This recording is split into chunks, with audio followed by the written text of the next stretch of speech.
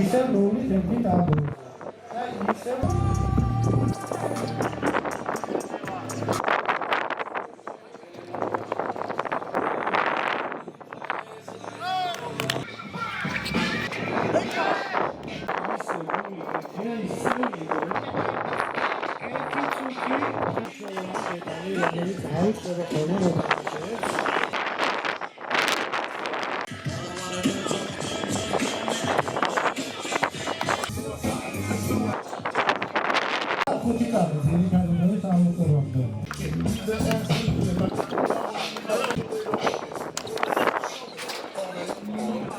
ტრადიციულად ვატარებთ ეროვნული გმირის გიორგი ანწუხელიძის სახელობის ტურნირს 3-3-ზე კალათბურთში.